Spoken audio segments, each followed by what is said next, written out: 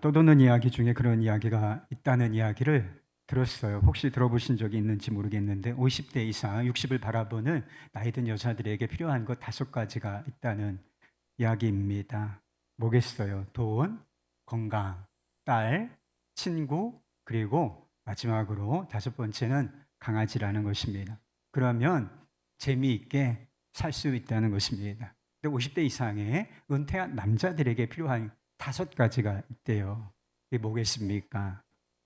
아내, 처, 마누라, 와이프, 집사람이라는 것입니다. 그러면 잘 살 수 있다는 것입니다. 여러분에게는 무엇이 필요합니까? 무엇이 있으면 내 인생이 좀 만족하고 행복할까 이렇게 생각하시고 계시나요? 우리는 인생을 살아가면서 여러 가지 필요를 느낍니다. 반드시 먹어야 살죠. 먹고 마시는 거 대단히 중요한 문제인 것입니다. 그래서 성경도 이 문제를 대단히 중요하게 생각하고 있다는 것입니다. 그리고 주거, 집 중요하죠. 그리고 여러 생활에 필요한 것들 얼마나 중요합니까? 그리고 일이 필요하고 사회생활 여러 가지 필요를 느끼고 있습니다. 그리고 그런 필요를 채우기 위해서 노력하지요. 그런데 이런 것들이 우리가 원하는 대로, 돈이 우리가 원하는 대로 벌리면 우리가 정말 그것 때문에 만족하고 기뻐하고 행복한 삶을 살 수가 있을까? 필요를 채우고 또 채우지만 그것으로는 전부가 아니다. 그런 필요가 채워진다고 해서 우리 인생이 진정으로 행복해지는 것은 아니라는 사실을 우리의 가슴이 증명하고 있습니다. 이런 필요, 저런 필요를 따라 살고 이것저것을 우리가 추구하며 살지만 우리 마음속에 여전히 갈증이 있다는 것, 그것이 우리가 생각하는 필요들, 그걸로들로 충분한 것이 아니라는 사실을 우리 가슴이 증명해 주고 있는 것입니다. 전 문화부 장관이셨고 또 이 시대의 최고의 지성이라고 알려지셨던 고 이어룡 교수님, 자신의 삶을 그렇게 정리를 하신 것을 보았습니다. 자신은 그냥 평생 우물을 파는 사람이었다 이렇게 말씀을 하셨어요. 책에서 자신의 목마름에 대해서 이렇게 고백을 하셨습니다. 평생 내가 한 일을 한마디로 줄이라고 하면 우물을 파는 일이라고 말할 것입니다. 어른들은 늘 한 우물을 파라고 하셨지만 나는 거꾸로 여기저기 새 우물을 파고 다녔습니다. 이것을 파면 물이 나올까 하는 호기심과 궁금증이 바로 나의 갈증이었던 것입니다. 그리고 책의 다른 부분을 보면 이렇게 고백했습니다. 명예를 달라면서 글을 썼더니 명예가 생겼고 돈을 벌려고 애를 썼더니 돈이 벌렸습니다. 또 병 때문에 병원에 다니니까 병이 나아졌습니다. 그런데 어느 날 너무 외로워서 극장에 가서 영화를 보고 내가 좋아하는 글을 봐도 마음은 채워지지 않았습니다. 이 세상에서 나는 혼자구나 라고 하는 생각이 들었습니다. 이 절대 고독을 느낄 때, 즉 영혼이 목마를 때, 보통 물론은 채울 수 없는 갈증을 느낄 때 나는 어디로 가야 하는 것입니까? 이러저러한 필요를 따라 살면서도 우리가 이것저것을 먹고 마시잖아요. 그런데 왜 우리는 여전히 목이 마른 것이겠습니까? 이것이 무엇을 말하는 것일까요? 왜 우리의 마음은 그토록 허전하고 외로운 것일까? 그런 것으로는 채울 수 없는 더 깊고 근본적인 삶의 필요가 있다는 것입니다. 그럼 그것이 무엇이겠습니까? 우리의 삶을 만족스럽게 만들 수 있는 더 깊은 필요, 더 깊은 갈증, 그것이 무엇을 의미하겠습니까? 그것은 바로 사랑이라는 것입니다. 많은 사람이 인생 사는 게 힘들죠, 여러분. 힘내시기를 바라요. 인생 사는 거 쉬운 일이 아닌데 왜 이렇게 우리 인생이 살기가 힘들게 느껴지는 것일까? 무엇이 부족하기 때문이까? 돈이 부족하기 때문에 내 인생은 이렇게 힘들다. 많은 사람이 그렇게 생각하지만 또 육체가 조금 또 아프고 여러 가지 삶의 문제가 있기 때문에 내 삶이 이렇게 힘든 거야. 사람들 그렇게 착각할 수가 있지만 진짜 우리의 인생이 힘든 것은 사랑이 없기 때문인 것입니다. 생각해 보십시오. 우리가 서로를 우리 가족끼리 그리고 직장에 있는 누구 동료나 이웃에 사람 주변에 있는 사람들과 진심으로 사랑하는 관계를 맺고 있다면 서로의 필요를 이해하고 그 필요를 우리가 서로 공급하고 채워주고 있다면 여러분 우리가 다 연약하고 부족한 구석이 모자란 구석이 있는 사람들 아니겠습니까? 그거 짓밟지 않고 탓하지 않고 그 연약함 서로를 돌아보아 주고 있다면 세상 사는 것이 이렇게 힘들게 느껴지지는 않을 것이 분명해요. 장애가 있고 문제가 있고 고난이 찾아오지만 사랑으로 똘똘 뭉쳐 있다면 여러분 어떤 고난도 능히 돌파해낼 수 있는 힘이 어디에 있겠습니까? 사랑 속에 있는 것입니다. 우리에게는 사랑이 필요해요. 우리는 사랑을 갈망합니다. 우리가 무엇을 갈망하는지도 모른 채, 우리가 무엇을 찾는지도 모른 채 사랑을 찾고 있습니다. 사람들이 집을 찾는다, 친구를 찾는다, 또 행복을 찾는다, 또 취미 생활을 한다 이렇게 생각하지 않습니까? 근데 사실 그 자체를 구하는 것이 아니라 그것을 통해서 사랑을 찾고 있는 것입니다. 이 사랑을 찾고 있다는 사실을 잘 모르고 있을 뿐이라는 것입니다. 우리의 방황을 하지 않습니까? 우리의 삶은 방황하는 삶이 있어요. 왜 우리가 방황하느냐? 이 방황의 실체는 사실은 진정한 사랑을 찾아 헤매는 방황인 것입니다. 그런데요, 우리가 세상에서 찾을 수 있는 사랑은 문제가 있어요. 어떤 문제가 있느냐 하면 우리가 세상에서 경험할 수 있는 사랑은 다 부족하고 양이 충분하지가 않아요. 그런데다가 다 조건이 붙어 있다. 조건적인 사랑뿐이라고 하는 것입니다. 저는 어렸을 때 학교에서 그런 느낌을 받았습니다. 제가 실제로 받았던 느낌인데 선생님들이 누구를 좋아하겠어요? 저희 때는 아마 50명, 60명씩 한 교실에서 공부를 했거든요. 담임 선생님도 계시고 여러 다른 교과 선생님들도 계신데 어떤 아이들을 선생님들이 좋아할까? 저는 금방 알아차렸습니다. 공부를 잘하는 학생들을 좋아하시는구나.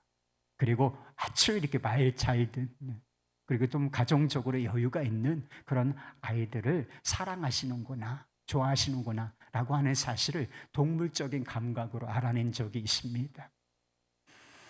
내가 만약 돈이 많다면 내가 잘생기고 누구를 좋아하겠어요? 남자나 여자나 잘생긴 남녀를 좋아하게, 이성을 좋아하게 되어 있다는 것입니다. 내가 공부를 잘한다면, 내가 좋은 직업을 가졌다면, 우리 집사님 간증하실 때 성공을 위해서 살잖아요. 다 남자들이. 남자만 그렇습니까? 모든 사람이 꼭대기 정상을 향하여 지치지 않고 또 지쳐가면서도 그렇게 길을 쓰고서 성공하려고 하는 이유가 도대체 무엇이겠어요? 성공 자체가 목표가 아니라는 것입니다.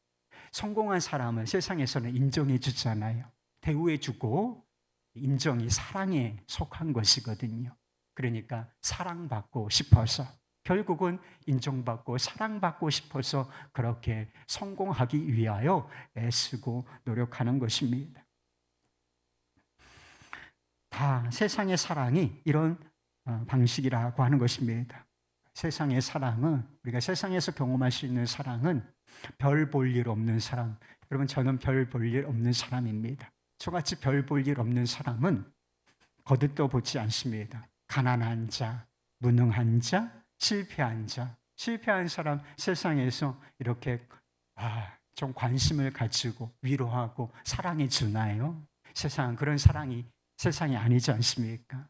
실패한 사람이 있으면, 자빠진 사람이 있으면 일으켜주는 것 아니고 짓밟아 버린다는 것입니다. 무시하고 인간 취급 못 받게 되어 있어요. 그래서 속으로는 병들고 아프고 다 무너져 있는데 나 괜찮아, 나 괜찮아, 나 무시하지 마, 이런 분위기로 다 사람들이 막 악에 받쳐서 살아가고 있는 것입니다. 아무것도 나올 것이 없어. 저 사람에게 내가 기대할 수 있는 것이 없어요. 그러면 그 밑바닥 인생들이죠. 밑바닥 인생들 누가 거들떠 봐줍니까? 다 소외시키고 그리고 공동체로부터, 관계로부터 이렇게 분리시켜 나갈 뿐인 것입니다. 그래서 우리가 그런 상황 속에 있을 때, 혼자구나, 외롭구나 하는 생각을 하게 되는 것입니다. 40대 남자들에게 그런 질문을 누군가 했던 적이 있다는 것입니다. 당신에게 아주 무조건적으로 당신을 사랑해주는 사람이 당신 주변에 몇 사람이나 있습니까? 40대 이상이 대부분이시죠. 그러면 한번 생각해 보세요. 남자든 여자든 여러분을 있는 그대로 아무 조건 없이 무조건적으로 사랑해주는 사람이 도대체 몇 명이나 있습니까? 그 질문을 받은 남자들이 대답을 좀처럼 하지 않으려고 한다는 것입니다. 철물을 땐 사랑에 대한 환상도 가지고 있지만 인생을 40이 되면 어느 정도 살아본 거잖아요. 인생을 살아보니 다 경험적으로 알게 되는 것이죠. 나를 무조건적으로 있는 그대로 존중하고 사랑하는 사람은 누가 있나? 누가 있어요? 사실 없습니다, 여러분. 부부간의 사랑은 어떠십니까? 조건이 없습니까? 아름답고 헌신적인 사랑의 이야기가 없는 것은 아니에요. 그런데 그게 무엇이 문제냐면 그것이 되게 희귀하다는 것이 문제라는 것입니다. 사랑한다고 하면서 사랑을 요구해요. 이게 사랑이라고 개념을 모르는 것이 아니지만 배우자와의 관계를 한번 생각해 보세요. 내가 저를 더 사랑해야지, 아내를 더 사랑해야지, 또 남편을 더 존중하고 사랑해야 되지. 여러분 그렇게 생각하고 있습니까? 아니면 배우자로부터 사랑을 요구하고 있나요? 나의 필요를 채워라. 나의 마음을 이해해달라. 그리고 나를 기쁘게 해달라. 행복하게 해달라. 이런 식이 더 많습니까? 이런 식이 더 훨씬 많다는 것입니다. 요즘 많은 부부가 이혼한다는 소식을 들어요. 그래서 이혼의 원인이 도대체 무엇인가 통계가 나온 것을 보았습니다. 그 중에 최고라고 할 수는 없지만 거의 1, 2위를 다투는 것이 성격 차이입니다. 성격이 너무나 안 맞는 거예요. 삶의 스타일도 안 맞고. 그래서 성격이 너무 안 맞아서 이 사람하고는 도무지 살 수가 없어서 갈라선다는 이야기를 많이 들었습니다. 성격 차이 때문에 정말 우리가 갈라지는 것 같습니까? 못 살 것 같아요? 여러분 성격이 똑같은 사람이 어디 있어요? 쌍둥이도 성격이 다릅니다, 여러분. 그런데 성격 차이 때문에 우리가 이혼하는 거라면 세상 모든 부부가 이혼해야 마땅한 것입니다. 왜 이혼을 하게 되는 것인가? 배우자에게 내가 기대하는 만족, 기쁨, 행복, 무슨 필요, 이것이 충분치를 않단 말이에요. 항상 부족하고, 이게 부족함에서 불만이 생기고 불평이 나오고, 불평에서 갈등이 생기고, 이 갈등이 다툼이 되고, 다툼이 커지면 못 살겠다는 이혼이라는 단어가 자꾸 생각나는 거예요. 이혼 생각하는 사람 있죠? 회개해요. 그렇게 해서 인생의 문제 안 풀립니다, 여러분. 그렇게 해서 인생이 절대로 행복해지는 것이 저 사람하고 갈라서면 행복할 것 같다고요? 그런 경우는 없어요, 여러분. 다 조건적이고 이기적인 사랑 방식 때문에 우리의 마음속에 진정한 자유와 행복, 안식이 없고, 그리고 가정에 평화가 없고, 기쁨이 없고, 행복이 없고, 갈라진 생각만 하는 것입니다. 우리는 사랑에 목이 마르죠. 그래서 세상에서 주는 사랑, 그 박한 사랑이라도 필요로 하는 사람들입니다. 문제가 있고 이기적인 사랑이라도 필요로 하는 거예요. 그런데요, 이 세상이 주는 사랑은 꼭 탄산음료, 소금물과 같은 것입니다. 우리가 여름에 더우면, 그리고 운동이라도 하고 이러면 막 갈증이 생긴다. 수분을 이렇게 쫙 몸이 원해요. 금식을 하루 정도만 해보십시오. 음식물을 차단하면 몸 자체가 수분을 쫙 끌어당긴다는 것을 알 수가 있어요. 그래서 몸이 수분을 원하는데 그때 아주 시원하게 냉장고 속에 들어있는 콜라를 이렇게 마셔보는 거죠. 콜라를 좋아하는 분들도 계시고, 그러면 잠시 시원하고 갈증이 해소된 것 같습니다. 그러나 그 콜라 때문에 어떤 결과가 오는가, 그것 때문에 사실은 더 갈증이 깊어진다는 것입니다. 그것을 안 마셨으면, 또는 소금물을 안 마셨으면 오히려 갈증이 덜할 텐데, 그것을 마셨다는 이유로 갈증이 더 깊어지는 결과가 온다는 것입니다. 우리에게 필요한 것은 생수 같은 사랑입니다. 아무 조건도 붙어 있지 않은 순수하고 아주 깨끗한 그런 사랑이 필요하다는 것입니다. 이 사랑을 마셔야 인생의 방황이 끝나요. 진짜 사랑을 만나야, 그 사랑이 마음속에 들어와야, 아, 내가 사랑받고 있구나 라고 하는 확신, 이 확신 하나가 생기면 인생의 방황이 끝나게 돼 있어요. 그리고 막 이것저것을 다, 돈도 없는 것도 아니고, 가족이 없는 것도 아니고, 직장이 없는 것도 아니고, 그러니까 취미 생활을 하지 않는 것도 아니고, 이것도 하고 저것도 하고, 술도 마셔보고 노래도 불러보고, 그런데 해결되지 않는 이 내면의 깊은 곳에서 끌어당기는 이 갈증, 비로소 해결이 되는 것입니다. 이 사랑을 어디서, 이런 사랑을 어디서 만날 수 있겠습니까? 그 사랑의 출처가 바로 하나님 아버지의 사랑인 것입니다. 본문 말씀은 창조주 하나님, 세상을 말씀으로 지으신 창조주 하나님이 나를, 이 세상을, 그리고 나를 어찌 사랑하시는지를 선포하는 복음의 말씀입니다. 하나님이 세상을 이처럼 사랑하사 독생자를 주셨으니 이는 저를 믿는 자마다 멸망하지 않고 영생을 얻게 하려 하심이라. 이 말씀을 보세요. 멸망하지 않고 영생을 얻게 하려 하심이라. 무슨 문제가 있다는 거예요. 모든 인생이, 세상에 속한 모든 사람이 그냥 내어버려 두면 멸망과 죽음으로 끝나게 되고 만다는 것입니다. 그러나 복음은 무엇인가? 이 멸망과 죽음으로 달려가고 방황하며 갈짓자로 걸어가고 있는 인생들을 사랑하시는 분이 계시다는 것입니다. 하나님이 세상을 이처럼 사랑하사, 세상을, 우리를, 그리고 이처럼이 무슨 뜻이냐면 이 정도로, 그리고 이와 같은 방법으로 라고 하는 뜻을 가지고 있는 것입니다. 창조주 하나님께서 멸망으로 달려가고 있는 세상을, 우리를 어느 정도로 어떻게 사랑하셨는가? 그 아들 예수 그리스도, 하나님의 아들 예수 그리스도를 이 땅에 보내시고 죄인들을 위하여 십자가의 죽음에 내어 주셨다라고 하는 것입니다. 그래서 영원한 생명, 진정한 삶의 축복을 얻게 하셨다라고 하는 것입니다. 2002년에 개봉된 덴젤 워싱턴이라고 하는 배우를 아시지요? 이 덴젤 워싱턴이 주연한 존 큐라고 하는 영화가 있습니다. 이게 아주 아버지의 사랑, 이 숭고한 사랑을 잘 묘사하고 있는 그런 영화래요. 저도 보지는 못했습니다. 행복한 가정이었어요. 그런데 갑자기 불행이 찾아오는데 꼬마 아이예요.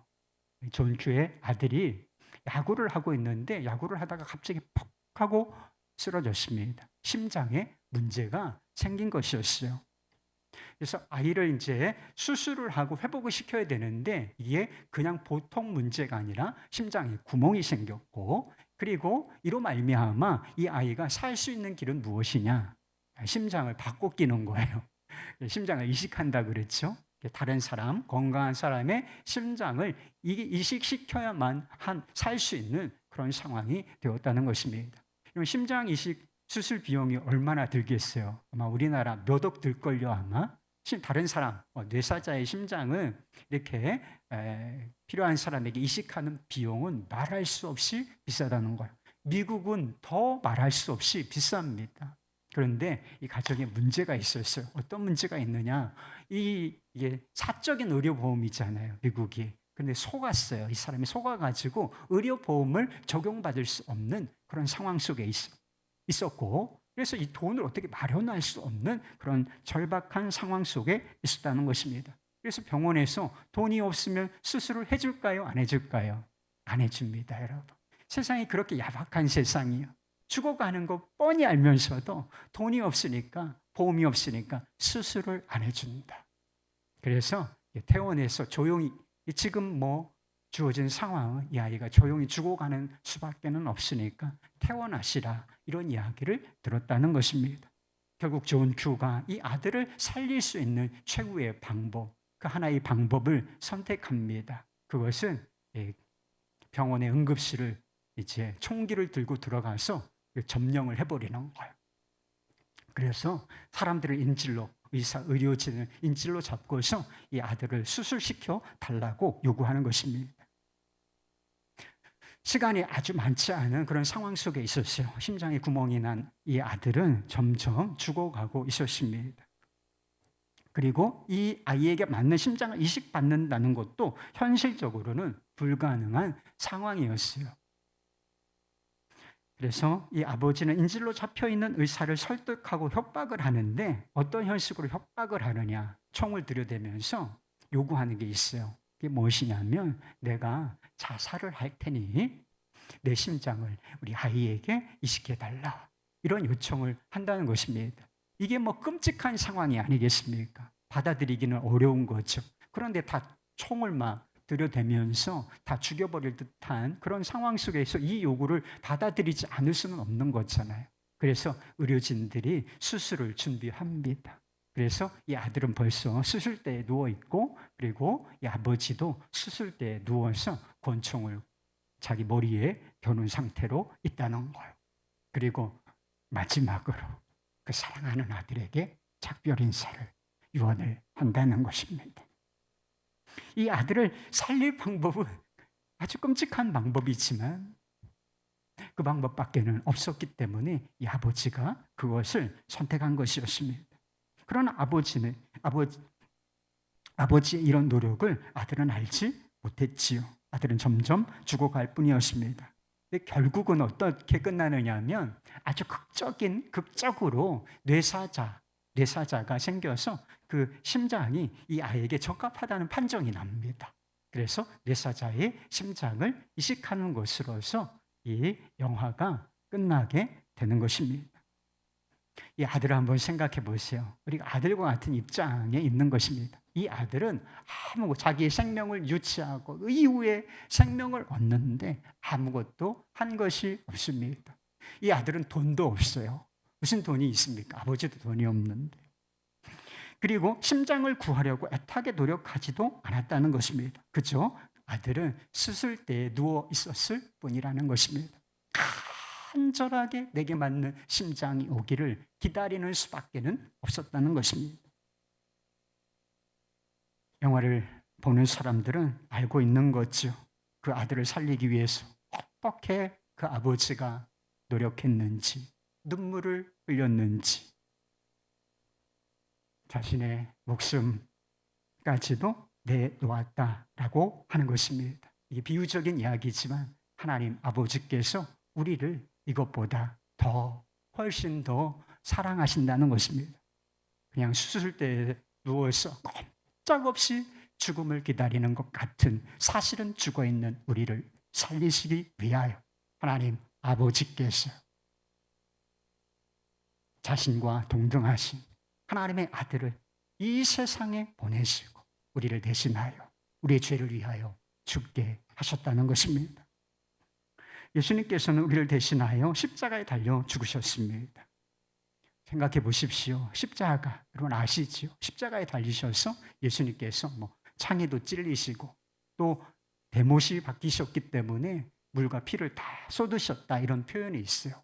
그래서 예수님께서 쏟으신 이 물과 피, 그 메마른 나무를 타고 흐르는 바닥으로 흥건하게 고여있는 그 피가 무엇을 의미하는 것이겠습니까? 그것은 죄인들을 사랑하시는 아버지 하나님의 눈물인 것입니다. 그리고 죄인들을 구원하시기 위하여 우리에게 주시는, 값없이 조건 없이 주시는 사랑의 생수인 것입니다. 어떤 분이 자신을 소개할 때 저는 쓰레기 같은 저였습니다. 이렇게 주저없이 자신에 대해서 이야기하시는 것을 들었어요. 자신을 정말 쓰레기라고 생각하는구나, 저건 저는 부족한 사람이에요. 이게 아니라 저는 쓰레기였습니다. 쓰레기였던 자입니다. 이렇게 이야기를 시작하시는 것을 보고서 좀 충격도 받고, 진짜 자신을 저렇게 생각하시는구나. 간증하시는 것을 들어보니까 방황을 많이 하셨습니다. 방탕하게 살았어요. 죄를 많이 지었습니다. 근데 한번 생각해 보세요. 그분만 쓰레기 같은 자였겠습니까? 아니에요. 저도 생각해 보니까 저도 쓰레기 같은 쓰레기예요, 사실은. 제가 옷을 말끔하게 차려입고 지금 괜찮죠? 여러분이 보시기에. 그러나 저는 저의 내면을 알고 지나온 과거의 삶을 알고 있습니다. 여러분, 저는 그렇게 훌륭한 사람이 아닙니다. 지금 목사라고 하는 직함도 있고, 그리고 여러분 앞에서 이렇게 나 된 양 설교를 하지만 모든 형식과 직함과 그리고 겉모양을, 가면을 다 제거하면 제게 무엇이 남겠습니까? 제 내면에 있는 것, 아직도 해결되지 않은 문제들, 더러운 것이 있다는 사실을 저는 알고 있습니다. 이것이 우리 모두에 관한 진실이에요. 여러분, 그렇게 훌륭합니까? 훌륭한 척하는 사람은, 깨끗한 척하는 사람은 너무나 많지만 진짜 깨끗한 사람은 아무도 없습니다. 주님의 기준으로 보기에 괜찮은 사람은 아무도 없는 것입니다. 죄의 무게는 결코 가볍지가 않아요. 실패했습니까? 실패의 늪은 결코 빠져나오기가 쉽지 않은 것입니다. 우리 내면에 부정적인 감정들이 있다. 죄책감이라고 하는 것, 낙심과 절망, 이것이 우리의 마음을 짓누르고 있어요. 그러나 그 순간에도 우리가 절대로 잊지 말아야 할 한 가지 사실이 있다는 것입니다. 죄되고 쓰레기 같고 냄새나고 부족하고 형편없고, 그리고 결국은 멸망으로, 죽음으로 달려갈 이 존재, 그게 팩트인 이 존재를 너무나 사랑하시는, 자기 목숨과 바꿔주시기를 원하시는, 우리를 사랑하시는 아버지가 계시다는 것입니다. 그것을 보여주는 것이 바로 우리 주 예수 그리스도의 십자가인 것입니다. 어느 목사님의 간증을 들은 적이 있어요. 좀 오래된 간증이긴 한데, 이 목사님이 되시기 전에 사업, 출판사를 운영하셨던 적이 있다는 것입니다. 출판업계가 지금은 조금 어렵지만, 호황이었을 때 출판업을 했기 때문에 대단히 성공한 그런 지위에 올랐다는 것입니다. 그러나 그는 아주 낭비적인 방탕한 삶을 사셨다는 것입니다. 늘 술에 취해서 살았고, 그리고 도박 한번 이게 시작이 되면 끊지를 못하는데 도박 중독에 빠져서 살았다는 것입니다. 그래서 액수가 작지를 않다는 거예요. 그러니까 이 사람이 부자니까, 성공한 사람이니까 도박을 하는데 단 하루 저녁에도 집 한 채가 왔다 갔다, 지금 몇 억씩 되는 그런 정도의 액수의 도박을 했다는 것입니다. 어느 날인가 술을 먹고 진탕 취해서 새벽 2시에 집에 들어갔는데, 기다리다 지친 아내가 엎드려서 잠이 들어있는 상태였대요. 그리고 그 옆에 아내가 평상시에 사용하는 것 같은 노트 한 권이 있었는데, 군데군데 눈물 자국이 선명하게 보였다는 것입니다. 그 노트에는 이렇게 적혀 있었대요. 나는 오늘도 버스를 타고 수유리로 넘어갔다. 시골길을 하염없이 걸으면서 오늘도 어김없이 죽음을 생각했다. 약을 먹고 죽을까? 손목을 그어서 죽을까? 그러나 그것은 내가 취할 길이 아님을 나는 다시 한번 확인하고 돌아왔다. 주님, 도와주십시오. 저의 연약함을 아시지 않습니까? 목사님이 이 글을 읽고서 하염없이 울었다고 했습니다. 왜 울었는가? 못난 자신 때문에, 방탕한 자신 때문에 죽음을 생각하는 아내가 너무나 불쌍해서 울었고, 냄새나는 삶을 살고 있는 자신, 그럼에도 불구하고 그 자식 잘 되라고 늘 새벽 기도하시는 어머니가 불쌍해서 울었고,